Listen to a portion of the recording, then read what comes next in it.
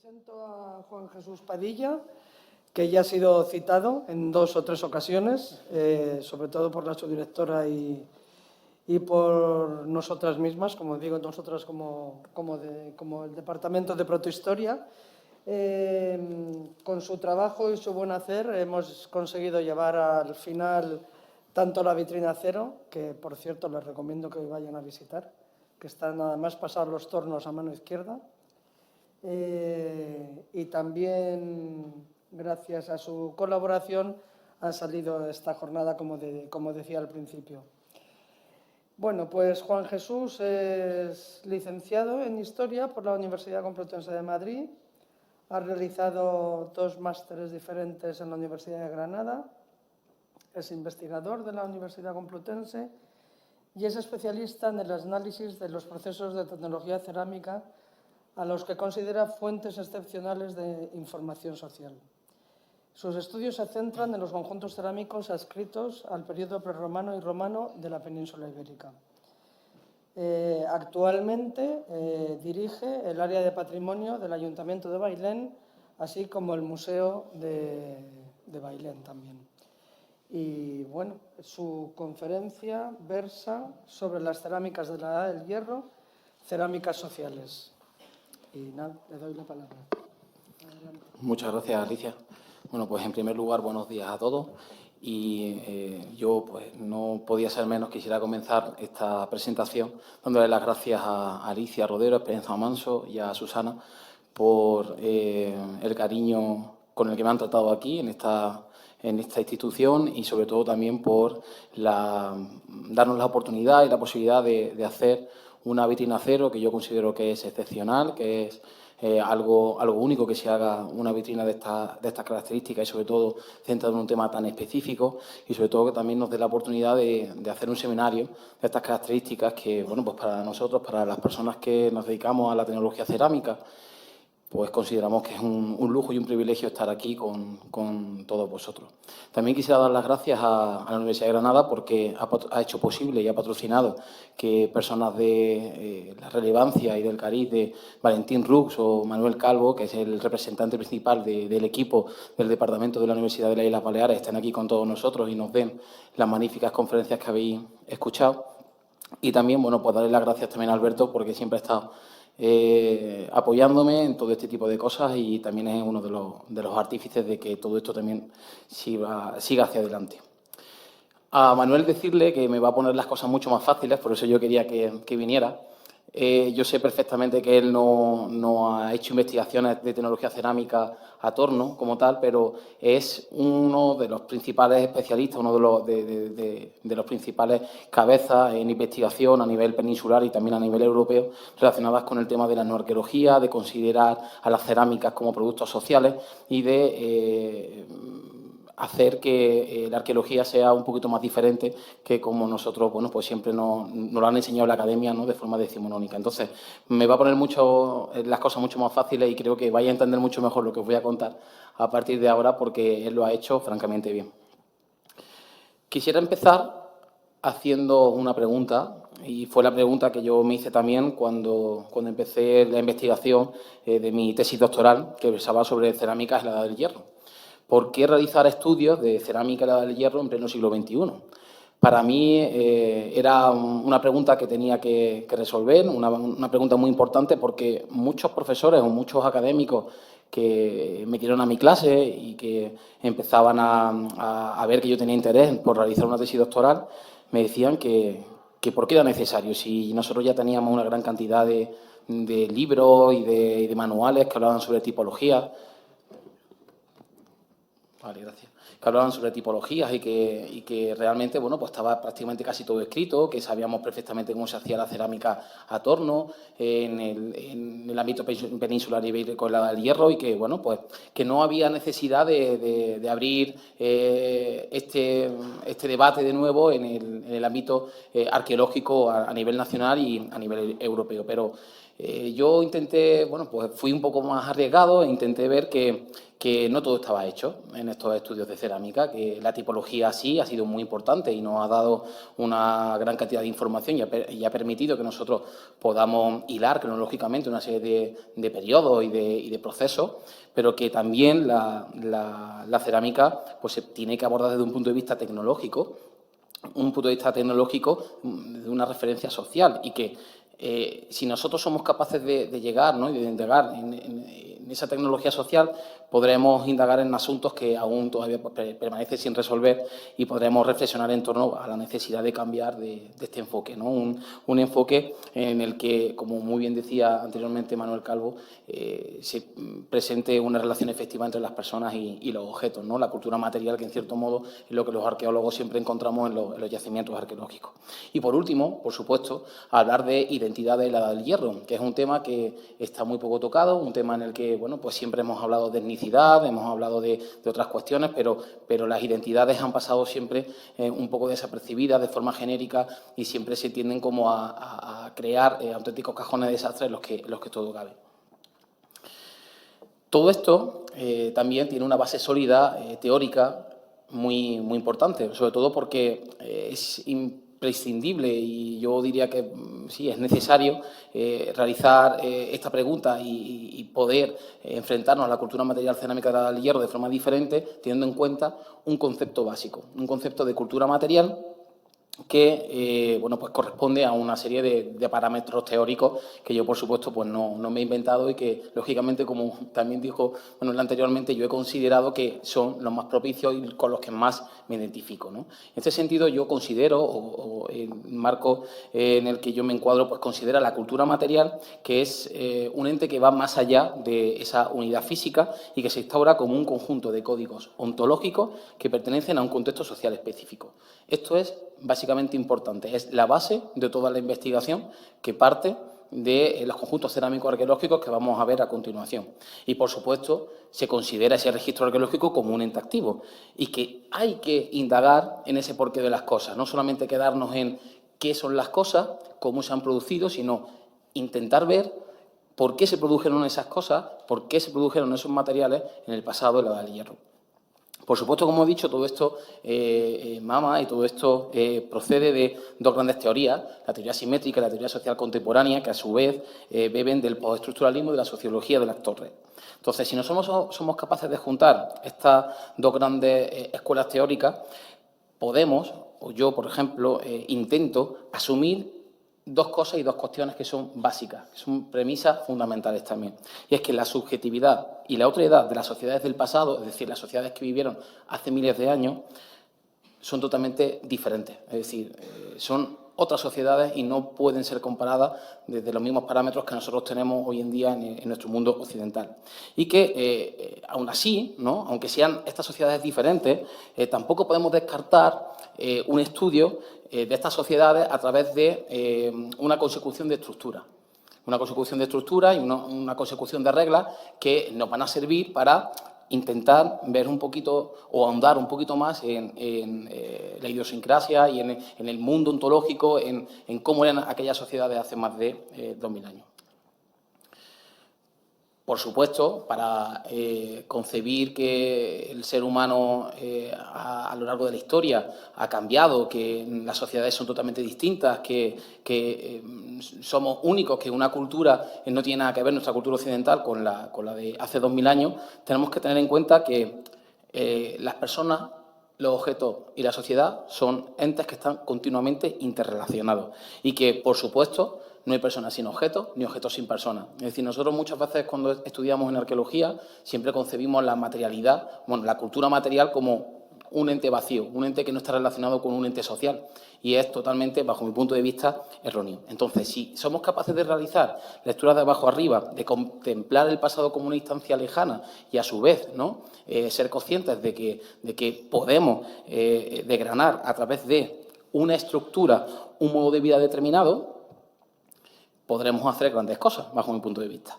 Entonces, a través de ese concepto de estructura, que es un concepto también que, bueno, pues bebe del estructuralismo, pero también entiende la estructura como un ente activo, como un ente que tiene regularizaciones, pero que también puede cambiar, que es lo que no se pensaba en los años 60. Es decir, que esa regularización siempre estaba ahí y era inmutable. No, la estructura puede cambiar por una serie de cuestiones, ¿no? Y en esas cuestiones son en las que nosotros tenemos que, como arqueólogos, que indagar y que tenemos que descifrar.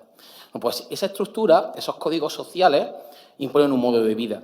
Y ese modo de vida, como muy bien ha dicho antes Manuel, se imprime en esa cultura material, y la cultura material tiene que ser concebida, en cierto modo, como una especie de lenguaje.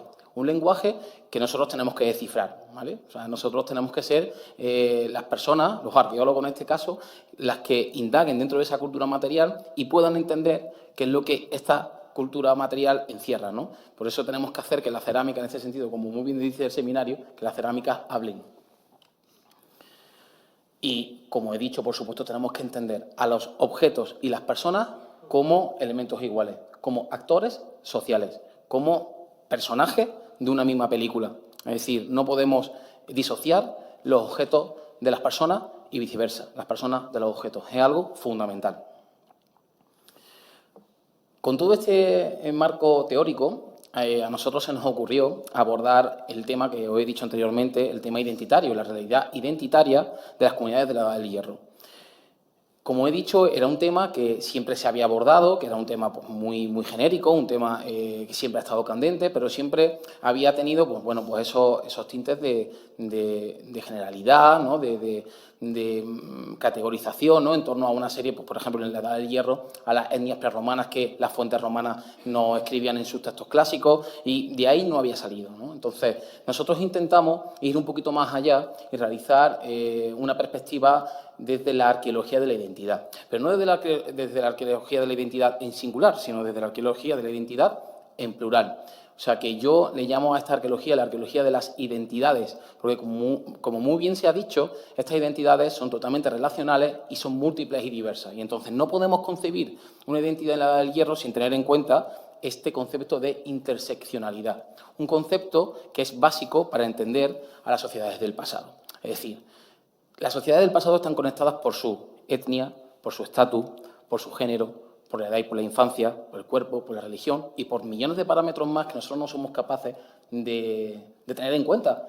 No somos capaces de tener en cuenta porque no tenemos, por desgracia, una especie de microscopio que nos retrotrae a 2000 años atrás, ¿no? Pero sí que, teniendo en cuenta todo este tipo de cuestiones, podremos llegar a entender las sociedades desde un punto de vista identitario, individual. ¿Por qué digo todo esto? Porque la historia siempre está repleta de identidades, no solamente relacionales e individualizadas, sino también de identidades que tienen distintos matices. Tenemos que entender que estas sociedades eran cambiantes, que mutaban continuamente, que tenían un sistema muy complejo de relación social, y todo eso nosotros como arqueólogos, antes de enfrentarnos a la cultura material, tenemos que tenerlo muy claro y muy presente. Bueno, ahora también la pregunta reside en el cómo realizamos todo este tipo de cosas, ¿no? Porque está muy bien que nosotros hablemos de la necesidad de interpretar las sociedades del pasado desde un punto de vista más social, que tengamos en cuenta que las identidades siempre se han estudiado desde un punto de vista categórico, pero ¿cómo vamos a ser capaces nosotros de enfrentarnos a un estudio de estas características? Y aquí empieza el caso de estudio. Lo que hemos visto hasta ahora, Valentín también ha aplicado ese caso de estudio y Manuel ha realizado pues una aproximación de cómo nosotros, desde un punto de vista antropológico, desde una visión antropológica del objeto, podemos hacer inferencia de nuestro pasado. Bueno, pues vamos a intentar dar un paso más allá y con un proceso de cultura material concreto, ¿vale? Vamos a realizar ese ensayo. Bueno, pues, ¿cómo lo hacemos? Pues a través de la xenoperatua, de la cadena técnico-operativa. Es un sistema, un modelo que, bajo mi punto de vista, en España ha estado muy poquito explotado, pero muy poco explotado.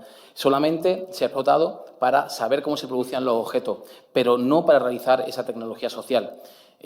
Por desgracia, hasta principios de los años 2000, finales de los años 90, cuando la Escuela de las Islas Baleares, ¿no?, con Manuel Calvo a la cabeza, empezó a indagar y empezó a realizar todo ese tipo de muestras, en España era prácticamente desconocido este concepto de tecnología social. ¿Y en qué consiste ese concepto de tecnología social? Bueno, pues en tener en cuenta eso, que los objetos son humanos en sí mismos y que para estudiarlos no solamente tenemos que fijarnos en los materiales y en efectos físicos, ¿no? o en los elementos físicos que nosotros vemos, sino que también tenemos que tener en cuenta la energía que se produjo, ¿no? al realizarlo, las herramientas, los gestos técnicos y los conocimientos específicos. Y, por supuesto, las transmisiones del conocimiento, los saber hacer y los procesos de aprendizaje. Esos son fundamentales. El sentido de know-how, el sentido de cambio versus continuidad. Es decir, de no solamente estudiar a la cerámica, sino a las personas que hacían esa cerámica. Entonces, básicamente, teníamos que tener en cuenta otra serie de parámetros, en este sentido, pues, que tenían que ver pues, con lo que os digo, ¿no? Con esas personas que se encargaban de la manufactura al FAER. Entonces, pues, hablar de maestros, empezar a hablar de aprendices, empezar a hablar de ayudantes. ¿Cuándo una persona es capaz de tener los requisitos físicos y mentales para realizar una pieza cerámica? ¿Qué requisitos cognitivos conlleva? Y también qué requisitos sociales, que eso es algo elemental, un elemento fundamental. Y si nosotros somos capaces de imbricar y de tener en cuenta todo este tipo de cuestiones, podemos realizar, pues como digo, preguntas, inferencias y plantearnos una serie de cuestiones que hasta hace muy poquito pues eran básicamente imposibles de ni siquiera imaginar, ¿no? o ponerlo sobre la mesa, sobre la palestra. Con todo esto hacemos la construcción de estas cadenas operativas. Las cadenas operativas de todos los conjuntos materiales cerámicos que en este caso pueden encontrarse en la Edad del Hierro o en yacimientos arqueológicos de la Edad del Hierro.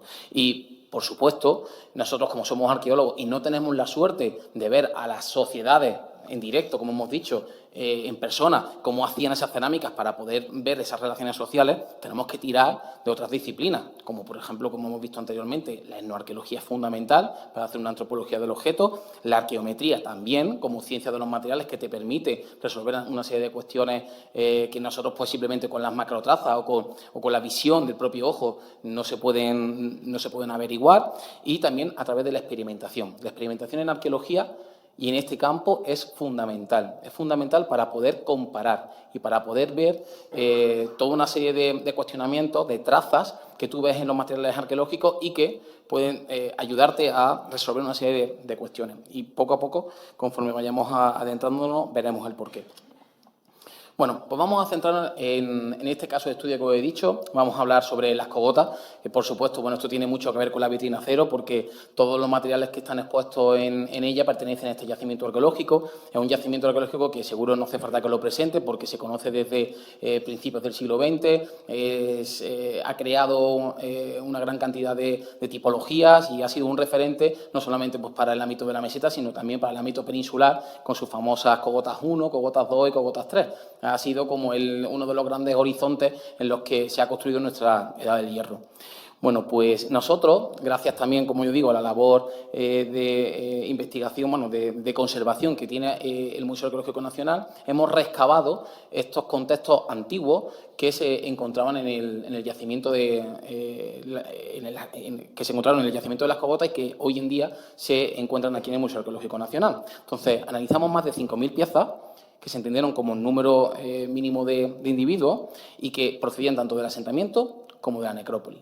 Y a su vez, estas 5.000 piezas que se analizaron fueron también completadas con contextos más cerrados, con contextos más recientes, que tenían que ver con las excavaciones que Gonzalo Ruiz Zapatero realizó en el alfar de las Cogotas, que es el único alfar prerromano meseteño que se conserva íntegro, que puede tener todas las estancias, que podemos reconstruir la cadena operativa en torno a él, y también materiales que proceden de excavaciones de restauración llevadas a cabo en los años 2000 y 2004, que han sido también de gran utilidad.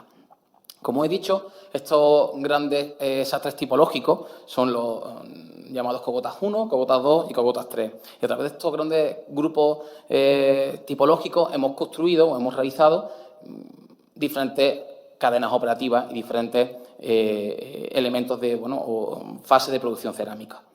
Como digo, la importancia del contexto es fundamental. Es fundamental porque siempre se ha tenido en cuenta o siempre se ha considerado que después de cogotas 1 venía cogotas 2, después de cogotas 2 venía cogotas 3. Y realmente eso no ocurre. Cuando tú te introduces dentro del propio contexto, ves que hay una gran contemporaneidad de los distintos procesos de manufactura que conviven estos procesos de manufactura, sobre todo cogotas 2 y cogotas 3. ¿Y cómo lo sabemos?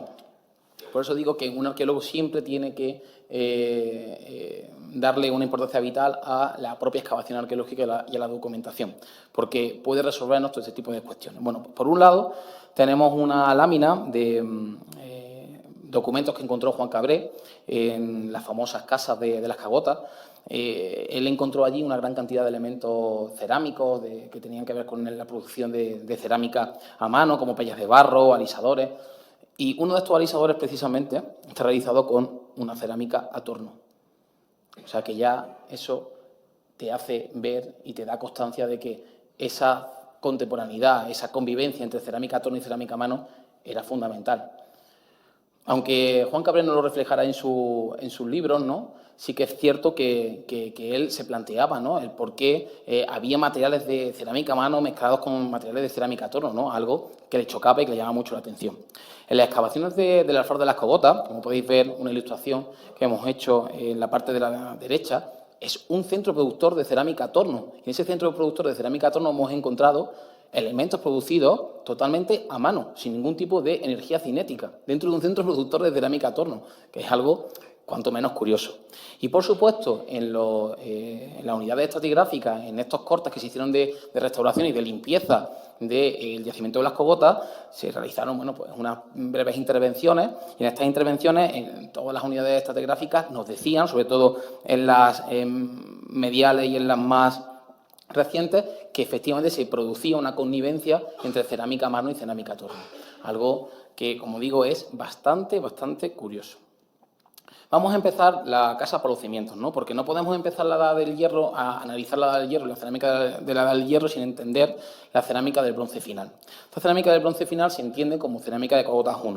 A la izquierda os muestro una construcción de esta cadena operativa desde el aprovisionamiento de las materias primas hasta la propia cocción, en el que hemos hecho pues una descripción bastante selectiva de toda esta producción, y podemos ver, ¿no?, que estas cerámicas, a pesar de ser del Bronce final, que siempre se les ha considerado como muy simples, que tenían cocciones en hoyo simple y que, lógicamente, pues no tenían nada que ver con estas cerámicas que se hacían en la Edad del Hierro, tienen un proceso de realización perfecta, prácticamente perfecta. Es decir, desde el propio aprovisionamiento de la materia prima, la decantación, el modelado, es básicamente imposible encontrar trazas de defectos de manufactura.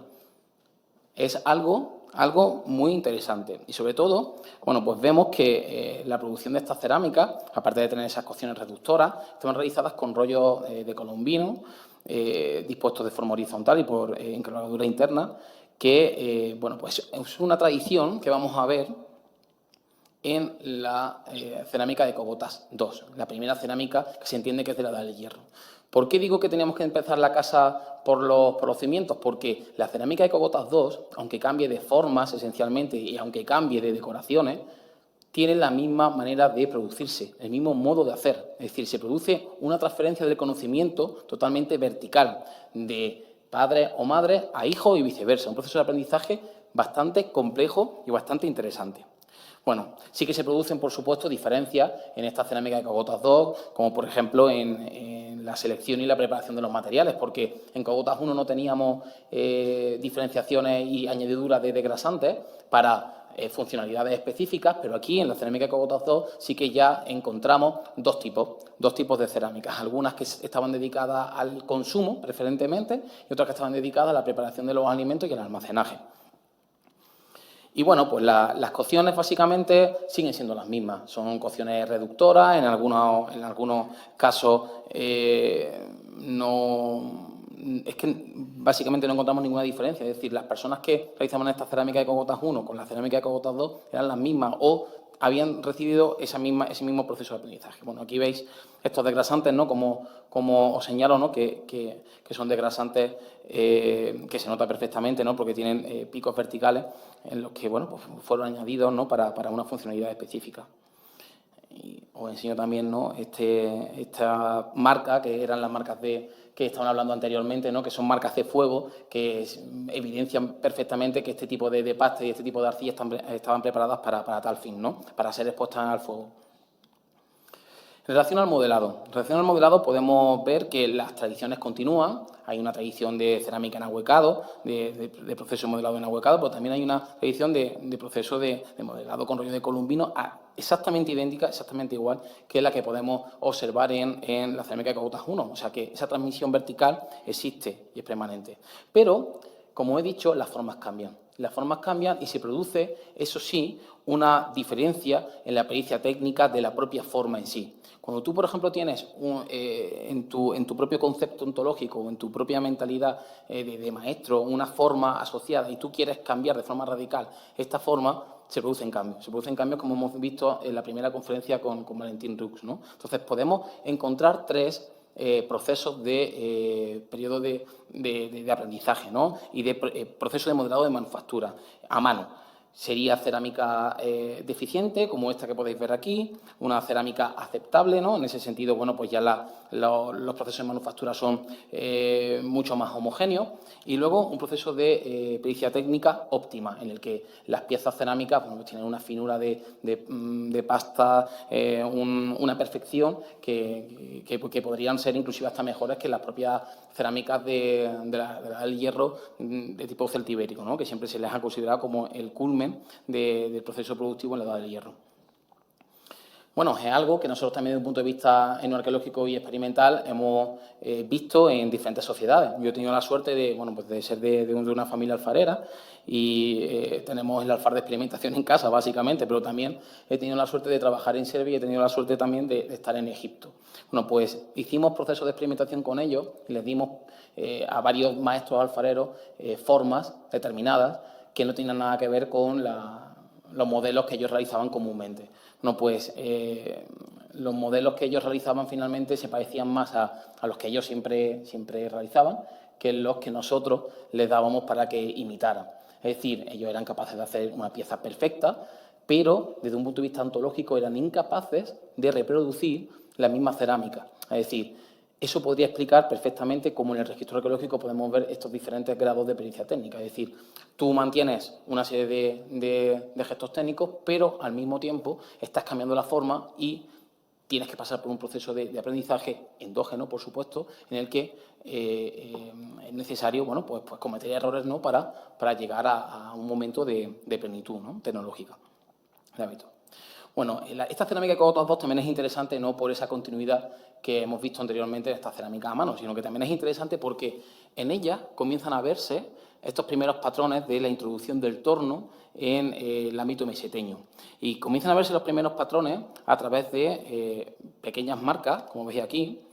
Hay 4 grupos precisamente, y en estos pequeños grupos podemos ver cómo se hacen estas cerámicas de forma totalmente diferente a como se tenía preconcebido. Nosotros siempre pensábamos que estas cerámicas se hacían a torno rápido y con una pella, ¿no? Y ya está. No, pues toda esta cerámica, a través de las marcas que hemos visto en esas secciones, sabemos que se hacían con columbinos y una vez que estaban los columbinos dispuestos, se realizaba el estirado a torno. Es decir, la técnica del columbino a torno. Y tenemos muchas trazas que lo evidencian, ¿no? Desde ese primer grupo A, en el que tú no necesitas prácticamente energía cinética y que es la producción prácticamente manual, pasando por el grupo B, en el que veis marcas de torno, pero que también hay rollos de columbino perfectamente claros, hasta estos grupos que son los grupos C y D, que sí que lógicamente tienen una energía cinética mucho mayor y que podrían pasar perfectamente como elementos de cerámica de torno rápido y que de hecho están clasificados desde un punto de vista tipológico de esa característica, ¿no? Entonces, todo este tipo de cuestiones también son muy interesantes porque más tarde veremos qué implicaciones y por qué estas personas cambian de hacer una cerámica a mano, por supuesto, ¿no?, a introducir el torno en un momento determinado. ¿Cómo se hacía? Bueno, pues esta pieza la podéis ver en la vitrina cero también, ¿no? Esta es la primera muestra de torneta que tenemos documentada en la península ibérica. Estaba documentada como un instrumento de hueso, como un mango de hueso. Cuando empezamos a realizar el proceso de investigación, pues nos dimos cuenta que efectivamente no era un mango de hueso, sino que era una herramienta, por supuesto, un útil, que tenía que ver con ese proceso, con ese primer proceso de generación de energía cinética en el yacimiento de las Cogotas. Encontrado precisamente en el lugar en el que luego, más tarde, se encontró, ¿no?, o se documentó el alfar de las Cogotas. Y esta torneta da paso a un torno de mano, que que siempre se ha considerado como un torno lento, pero que nada más lejos de la realidad. Ese torno, como muy bien ha dicho Valentin Roux, es capaz de generar una fuerza cinética exactamente igual que la de un torno de pie, exactamente la misma. Y nosotros tenemos la suerte de que en ese alfar de las cogotas encontramos una base de ese torno que se parece enormemente a las encontradas en Extremadura y también en el Oriente Próximo, en la zona de Líbano, de Siria, Palestina, y que, bueno, pues suponemos que se realizaría pues, de la forma como la ilustración pues, lo dice, ¿no? En este sentido. Todo este tipo de cuestiones son muy diferentes y como que empiezan a deconstruir lo que hasta este momento sabíamos del proceso productivo cerámico en la Edad del Hierro. Los tratamientos de superficie de estas cerámicas, bueno, pues como he dicho, también son muy especiales porque aquí ya se ve perfectamente cuáles son las cerámicas que se destinan al consumo y cuáles son las cerámicas que se destinan al almacenado de productos o al cocinado, ¿no? Estas que se dedican a este consumo tienen un brillo metálico pues muy parecido al de cerámica Cogotas 1 y las cerámicas que se dedican a otros menesteres, pues tan solo un alisado bastaría, ¿no? Esto también es algo muy interesante que nos puede aportar diversa información. Las decoraciones, las típicas decoraciones de cerámica de peine y las decoraciones inciso impresas, que esta tarde Jesús os hablará, Álvarez Sanchís, os hablará sobre ellas y sobre los posibles significados que podrían tener. Y, por supuesto, tenemos cerámica estampillada en esta cerámica de Cogotas 2, que siempre se asumía que esa cerámica estampillada estaba pues relegada a esas cerámicas de la tradición más del mundo celtibérico y demás, ¿no? Pero que en el ámbito de Cogotas 2 también podemos encontrar perfectamente los mismos motivos. Y bueno, también encontramos muchísimas marcas de dermatoglifos, muchísimas huellas de dermatoglifos. ¿Por qué? Porque se utilizaban para realizar estas decoraciones solares. Decoraciones solares que se hacían con el dedo índice y algunos mamelones que por presión interna pues dejaban la huella del pulgar perfectamente marcada en el interior de la pieza. Estas huellas, nosotros hemos hecho una discriminación, por supuesto, porque era imposible, teníamos en torno a 50 o 60 y todas no eran perfectas. Entonces, nos hemos quedado con un sesgo de en torno a 10-15 piezas y hemos medido el ancho. No las crestas de estas huellas porque no se ven, pero sí el ancho. Y el ancho es prácticamente el negativo del dedo índice y del dedo pulgar. Y hemos visto que en las cerámicas que están realizadas a mano, ese intervalo de anchura, tanto de los dedos índice como pulgar, es menor que en las cerámicas que están realizadas a torno, que es mayor. O sea, tiene una diferencia de unos cuantos milímetros. Todo esto es muy interesante porque nos dio pie a realizar una investigación experimental. Realizamos una investigación con 100 individuos, femeninos, masculinos, adultos y también infantiles. Y pudimos ver que perfectamente esa relación de intervalos, con intervalos diferentes, por supuesto, porque tenemos manos distintas, somos caucásicos, ¿no? Pero tenemos niveles de crecimiento totalmente distintos, dispares, se realizaba como tal, ¿no? Era algo que quedaba bastante patente. La única diferencia es que entre individuos infantiles e individuos femeninos era imposible averiguar la diferencia y la distinción, pero entre individuos femeninos, adultos e individuos masculinos había una gran diferencia de en torno a 3-4 milímetros. Esto es interesante porque poco a poco, luego al final de todo, vamos a hablar de esas interpretaciones, ¿no? De esas inferencias que vamos a realizar sobre la edad del hierro. Y pues para terminar, ¿no? Hemos dicho que las cocciones como eran básicamente idénticas a las de la edad del hierro, eran cocciones reductoras, pero también encontramos unos elementos de ajuar que tienen como unas coloraciones rojizas que tienden al ámbito oxidante y que todas ellas prácticamente tienen defectos de cochura, todas. Y todas ellas están relacionadas con los momentos más tempranos de esta edad del hierro, de la edad del hierro 1, porque bueno, pues algunos de ellos tienen istioformos, que son bueno, pues elementos totalmente fenicios, tienen bueno, unas formas que recuerdan a esa vajilla fenicia y están engobados. No es que sean oxidantes porque hayan conseguido cocciones oxidantes, están engobados. Entonces, consideramos que es posible estas personas, estos alfareros o estas alfareras, llevaran a cabo experimentaciones con el aumento de la temperatura en cocciones de horno simple y que no les saliera esa cocción oxidante y que de forma endógena dijeran, bueno, pues si esto no me sale, voy a intentar coger, voy a hacer un engobado y le voy a dar esa coloración final naranja, que es lo que yo quiero, que es lo que busco, porque, lógicamente, querían imitar esas piezas de tradición oxidante que ya venían del Oriente y que estaban empezando a circular por la península ibérica. Entonces, este tipo de cuestiones son muy interesantes porque nos van metiendo en cómo funcionaban las dinámicas sociales en la Edad del Hierro en el ámbito peninsular. Me digo, bueno, estas son las temperaturas, la única diferencia que hay entre la cerámica de Cogotas 1 y la cerámica de Cogotas 2 es que estas están cocidas a mayor temperatura, no llegan a los 850 grados y las de Cogotas 1 llegaban a los 750, no más. Y pasamos al último cajón desastre tipológico al que llamamos Cogotas 3, ¿no? Que son las típicas cerámicas de tradición celtibérica oxidantes. En este caso, cabe resaltar que si antes todas las cerámicas que encontrábamos de Cogotas 2 y de Cogotas 1 eran locales, estaban realizadas con materiales locales, con arcillas que se encontraban en el entorno, aquí hay una diferencia muy fuerte. Hay una diferencia muy fuerte porque tenemos un gran conjunto que es local, pero también tenemos elementos que proceden y que vienen de otros sitios, preferentemente del Valle del Duero, de la zona de Coca y de Segovia, del área arébaca, del área numantina, y también algunos otros elementos que proceden del ámbito extrapeninsular, es decir, que vienen del continente europeo, como pueden ser el ámbito de Latén. O sea, hemos encontrado piezas que son laténicas y luego también piezas que proceden del mundo ibérico, o sea, del Cerro de la Mesa, de la zona de Cástulo y también cerámica o un fragmento de Quilix ático, del pintor de Viena 116. Que, bueno, suponemos que procedería de Cástulo, porque allí había una producción, un comercio muy importante, ¿no?, de la llegada de este tipo de cerámicas a la península ibérica.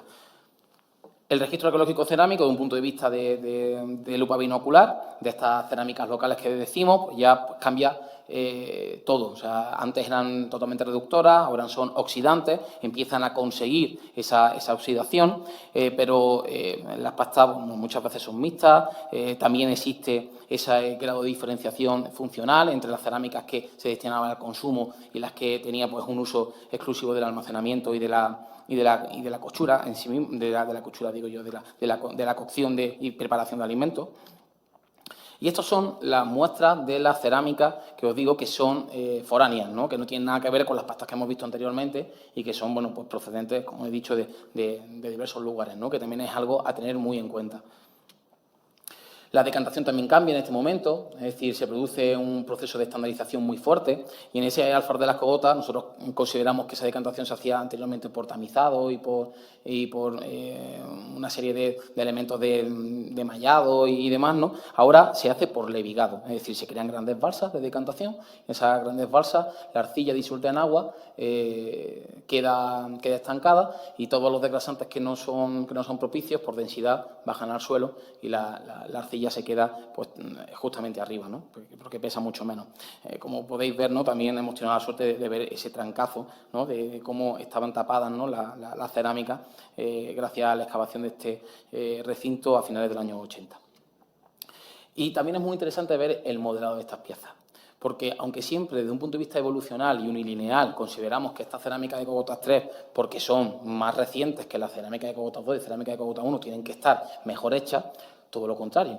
Es decir, cuando el yacimiento arqueológico de las Cogotas es destruido porque hay un nivel de incendio muy, muy fuerte a mediados del siglo II a.C., estas personas, los maestros alfareros que estaban realizando estas cerámicas en el alfaro de las Cogotas, todavía no controlaban realmente el modelado de estas cerámicas, porque las estaban empezando a imitar. Estaban empezando a imitar esas cerámicas que antes compraban a otros sitios.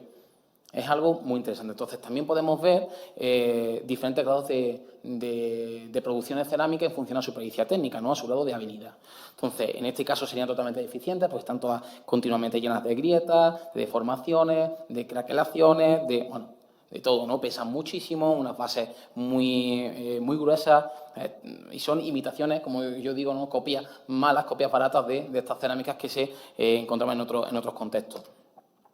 Estas ya podrían ser un grado más aceptable, pero no dejan nunca de perder ese concepto de la imitación, ¿no? No llegan a ser cerámicas como tales en las que no encontramos diferencia entre las cerámicas que se producían en este ámbito que siempre se consideraba como betón, ¿no?, de las cerámicas que se producían en el ámbito arébaco, en el ámbito vácteo, ¿no?, que son, bueno, pues las cerámicas con mayor calidad tecnológica de este contexto por aquel entonces. Y estas son las del grado óptimo. Como veis, si nosotros, por ejemplo, ponemos una cerámica como la del vaso de los caballos, ¿no?, que encontramos en el Museo Numantino, en relación a estas, pues tienen poco que ver. Y así que es verdad que empiezan a imitar muy bien la forma, los modelados, empiezan a imitar inclusive hasta el color, ¿no?, de esta cerámica oxidante, ¿no?, como tal, pero todavía tienen grandes diferencias desde un punto de vista tecnológico. Y como veis, también estas cerámicas están hechas con rollos de colombí con torno. Una cerámica que siguen manteniendo esa tradición que ya desde el ámbito de Cogotas II, ¿no?, se instaura y comienza a cambiar ese proceso de modelado que, como hemos dicho antes, tiene que deberse a alguna causa y ahora veremos el porqué. Las decoraciones son también totalmente distintas, son imitaciones de estas cerámicas pintadas que proceden de esta zona y luego, bueno, pues también hay muchísimas cerámicas que son estampilladas y que tienen motivos básicamente idénticos que los que encontramos en el resto de la península ibérica. Y las cocciones, como digo, pues sí, pues ya se van acercando, pero todavía existen muchas deficiencias. Casi el 80%, vamos a decirlo así, en torno al 80 y el 90% de todas las cerámicas que hemos estudiado tienen todavía defectos de cocción. Eso, por ejemplo, si nosotros hacemos un estudio experimental, como lo hicimos, con diferentes hornos, uno lo hemos replicado en Bailén y el otro en la Almedinilla, uno de tradición más ibérica y el otro de tradición más meseteña, podemos realizarlo con expertos que controlan esa tradición de ya no hornos unicamerales, sino hornos bicamerales. Podemos ver que el margen de error es de un 1%, de un 2%, mientras que en los conjuntos cerámicos de Cogotas encontramos más del 20%. Eso quiere decir que esta gente todavía no controlaba ese proceso de producción. Es algo también muy interesante, ¿no? Cómo van poco a poco asimilando y cómo cuesta varias generaciones el ponerse al día, ¿no?, y el poder asimilar como hábito, como ha dicho antes Manuel, ¿no?, el teclado de cómo tecleas tú en un ordenador, ¿no? Pues en este caso es cómo cueces tú una cerámica en un horno de tradición, bueno, pues de doble cámara y de tiro vertical. Las cocciones sí que es verdad que precisamente porque son en un tiro vertical y doble cámara, pues ya llegan prácticamente a los 850-900 grados en sus picos máximos, y eso sí que es una evidencia técnica evidente. Bueno, pues después de ver todo este proceso tecnológico, ya me queda muy poquito, ¿vale? Empezamos a hablar de lo que a mí me considera que es bastante interesante, que son las reflexiones y las inferencias que nosotros podemos sacar de esta construcción de las cadenas operativas. Porque, como he dicho anteriormente, no vale para nada este proceso de reconstrucción que hemos hecho si luego no llegamos a algo más. Si no nos preguntamos el por qué, el por quién, el para qué, ¿no? Es algo básico, ¿no? Nosotros como arqueólogos tenemos la obligación, en cierto modo, la necesidad de llevarlo a cabo. Entonces, si nosotros somos capaces de analizar la tecnología desde una perspectiva social, que es lo que hemos hecho anteriormente, podremos indagar en ese porqué de las decisiones técnicas tomadas. Y también podremos ver, como dijimos al principio, esa correspondencia que existe entre los objetos, las cerámicas y el contexto social, que es fundamental. Un panorama que, por supuesto, como hemos dicho antes, está alejado de la racionalidad del presente occidental. Bueno, vamos a empezar por las identidades sociales. Las identidades sociales están muy relacionadas con ese aumento de la individualidad en el principio de la del hierro. Esto se puede reflejar a través de la cultura material con esa funcionalidad que hemos visto en Cogotas II, ¿no? Ya empiezan a ver ajuares que sirven para una cosa y que sirven para otra. Pero también se puede ver en patrones de asimilación con otras élites que proceden de otros espacios culturales totalmente distintos, como el Mediterráneo oriental o como el sur de la península ibérica, en los que ya empiezan a encontrarse cerámicas oxidantes o cerámicas que tienen que ver con el ámbito más clásico, ¿no?, y que simbolizarían ese poder, ¿no?, o ese contacto entre unas sociedades y otras. Y, por supuesto, la asimilación del torno en aquel entonces también tendría que ver con este aumento de la individualidad como tal, ¿no? O sea, que sería un proceso más que económico-social. ¿Y por qué digo que sería más que económico y no tanto más social que económico? Perdón, porque esta cerámica a mano, si nosotros somos capaces de ver, ¿no?, esa connivencia que existe entre productos de cerámica de Cogotas II, ¿no?, que están hechos tanto de una forma como de otra, pues no existe diferencia. Siempre nos habían dicho que gracias a esta estandarización, a que los productos de cerámica a torno son más fáciles de realizar, ¿no?, y que puedes realizar mucha cantidad de miles, pues precisamente eso era como la explicación pues más plausible de ese cambio. Bueno, pues aquí no. Aquí prácticamente conviven. No existe una diferencia entre las cerámicas que están realizadas a mano y las cerámicas que están realizadas a torno. Existe cifras que son muy similares. Y los contextos sí que es verdad que cambian. Son contextos, en el caso de la cerámica a mano, que se reducen en un ámbito doméstico, pero en contextos de cerámica a torno que ya se separan, ¿no?, de ese contexto doméstico y empiezan a realizarse en ámbitos específicos, en ámbitos controlados por un grupo de personas. Sí que es verdad que no serían sociedades piramidales, pero sí que serían sociedades trapezoidales, en los que, en este sentido, pues los conocimientos y la habilidad, y no solamente del proceso productivo cerámico, ¿no?, o en relación al control del torno, sino también pues cuestiones que tuvieran que ver con la metalurgia o cuestiones que tuvieran que tener con el ámbito religioso, por ejemplo, ¿no?, el control de la naturaleza, harían una diferenciación social bastante grande y podrían justificar, ¿no?, todos estos cambios que vemos en la cultura material.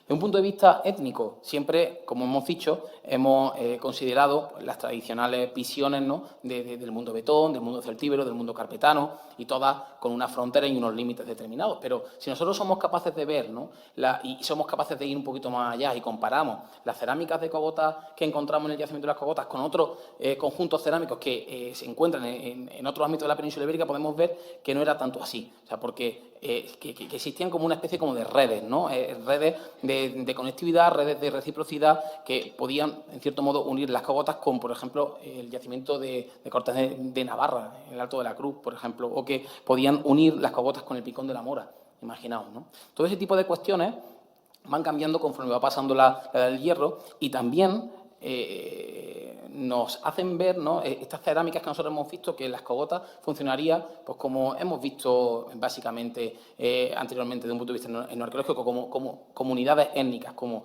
comunidades que sí que esos poblados, esos asentamientos tendrían un grupo, serían un grupo con nombre propio, que tendrían una ascendencia y una descendencia común, que tendrían un grupo familiar, pero el resto de sociedades, el resto de conjunciones serían relaciones de reciprocidad, relaciones heterárquicas como tal. Todo esto cambia en la Segunda Edad del Hierro. Esa Segunda Edad del Hierro parece que estas redes de relación, estas redes étnicas, se circunscriben a la parte de Occidente. Y puede ser que eso sea lo que, cuando los romanos llegan a la península ibérica, ven y consideran que es el mundo betón. Ahí lo dejo.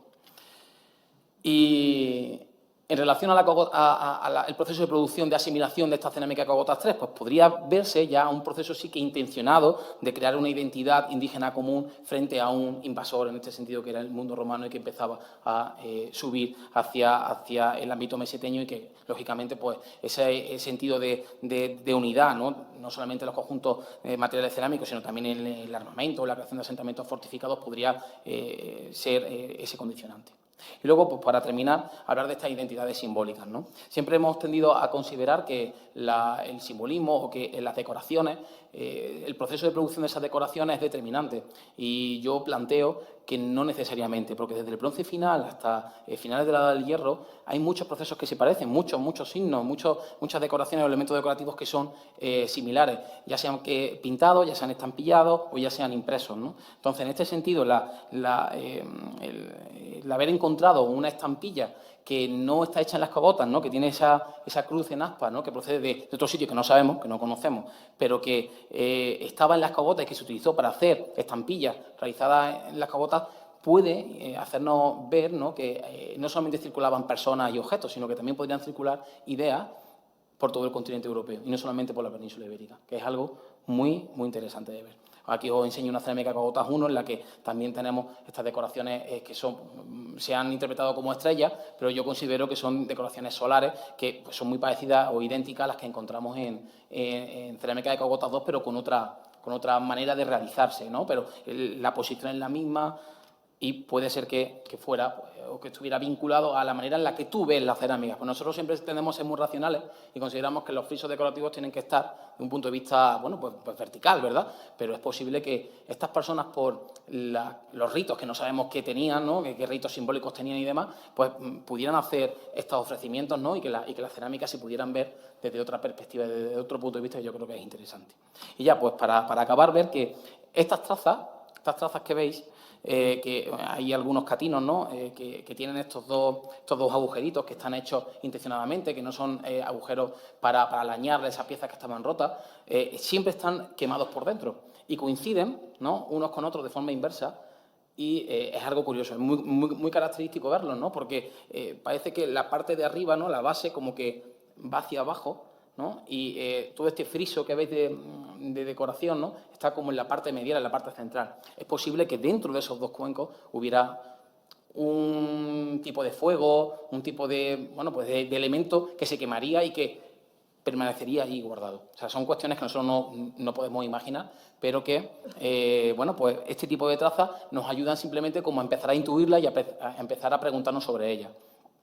Y ya pues para concluir, esta vez sí, los conjuntos, quiero que se queden claras como tres premisas, ¿no? Tres premisas básicas. Y es que los conjuntos cerámicos, pero no solamente los conjuntos cerámicos, sino cualquier elemento de cultura material está repleto de significado, ¿vale? Eso es algo básico y que nosotros como arqueólogos tenemos la misión de empezar a, bueno, pues a desgranar ese significado dentro de los conjuntos cerámicos. En segundo lugar, que los mecanismos de la identidad de la Edad del Hierro efectivamente se pueden indagar, o sea, no son inaccesibles, o sea, a través de la cultura material podemos llegar a ello y podemos empezar a plantearnos cuestiones que antes se consideraban que estaban totalmente, bueno, pues asumidas y que eran irrefutables.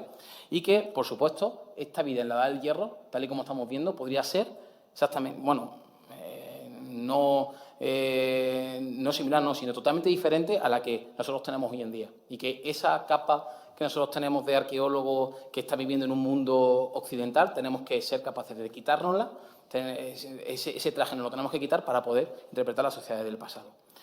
Y, por supuesto, siempre hay un pero, y es que, aunque nosotros hayamos hecho como un pequeño repaso, ¿no?, sobre las identidades de la Edad del Hierro, todavía queda mucho por hacer. Como yo digo, yo solo sé que no sé nada, ¿no?, como decía el filósofo griego, y todavía sabemos muy poco sobre aquellas personas y tenemos todavía un trabajo muy largo por delante. Yo creo que es apasionante, así que espero que próximamente pues, podamos continuar y podamos dar más detalles. Nada, muchas gracias. Te quería preguntar que de qué se hacían las estampillas, que yo no sabía que existían, pero para hacer como impresiones. Hemos encontrado realmente muy pocos elementos, bueno, yo creo que casi ninguno de las herramientas, de los instrumentos, de los utensilios que se utilizaban para hacer las estampillas. Pero aquí en las cogotas hemos encontrado uno que estaba hecho de cerámica. Se hacía con arcilla, efectivamente se iba modelando y luego se cocía y ya tenían la estampilla hecha. Lo que pasa es que la estampilla necesitaría, o sea, según la curvatura y la zona donde estampillas, sería distinta, ¿no? O sea. Efectivamente, estas personas controlarían perfectamente los volúmenes y los colocarían en diferentes sitios, en diferentes posiciones, además, porque no me he podido extender, ¿no? Pero la estampilla tú tienes que colocarla en un momento determinado.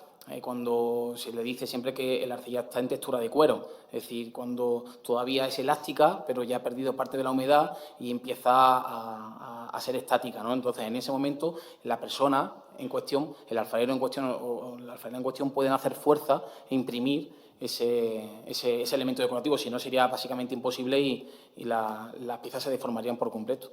Claro. Y una segunda pregunta, que es muy, muy simple. ¿Cómo funcionaba un torno? Un torno no de estos. Sí. Tanto una troneta como un torno de mano hay diferentes maneras de hacerlo girar, ¿no? Las más comunes, pues con la propia mano, tú empiezas a generar esa energía cinética y como ya tienes la suficiente fuerza centrífuga, empiezas a llevar a cabo este proceso de tirado. Pero también, bueno, pues hay múltiples modelos a nivel antropológico con palos, hay personas que tienen como pequeñas ruedecitas, ¿no?, que tienen como un soporte al lado, ¿no?, y empiezan como a girar. Es múltiple y diverso, como tantas culturas hay en el mundo, ¿no? En ese sentido, hay muchísimas maneras de accionarlo.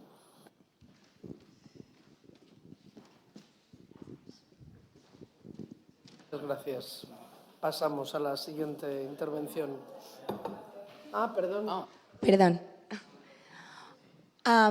Respecto a unas fotografías que has presentado de Cogotas 3, de unos cortes en sección de las cerámicas, has hablado de una especialización en el proceso de decantación por levigado, ¿no? Quería saber si habíais hecho algún estudio de petrografía concreto en cuanto a determinar petrofábricas en estas variaciones que has comentado a lo largo de las 3 etapas de Cogotas, porque justamente hablabas de que habéis identificado cerámicas alóctonas, ¿no? He apuntado de la zona del Ebro, del Aten, y por saber si en estas diferencias que encontráis entre cerámica a mano y cerámica a mano ya con el torno, con la introducción del torno lento, si hay algún tipo de variación en las inclusiones. Nosotros hemos realizado preferentemente análisis de difracciones de rayos X y de fluorescencia, ¿vale? Sobre todo para ver las procedencias, ¿no? La de fluorescencia de FRX. En relación a esto, decirte que las cerámicas de cogotas 2, por fluorescencia, son siempre todas locales, todas. Tanto las de a mano como las que están realizadas a torno. Y las de cogotas 3 sí que existe una diferencia muy clara entre las que son locales y las que no lo son.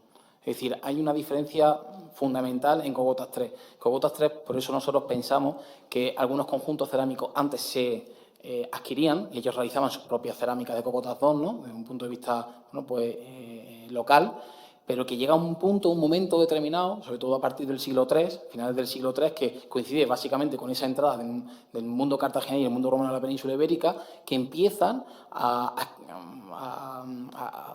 cambiar su modelo de producción. Es decir, siguen haciendo cerámicas de cogotas 2 a torno, pero incorporan otro modelo productivo, que es este modelo de las cerámicas oxidantes, pintadas y que recuerdan a los ámbitos de tradición celtibérica, vaccea, etcétera, etcétera. O sea que es algo bastante curioso, bastante interesante.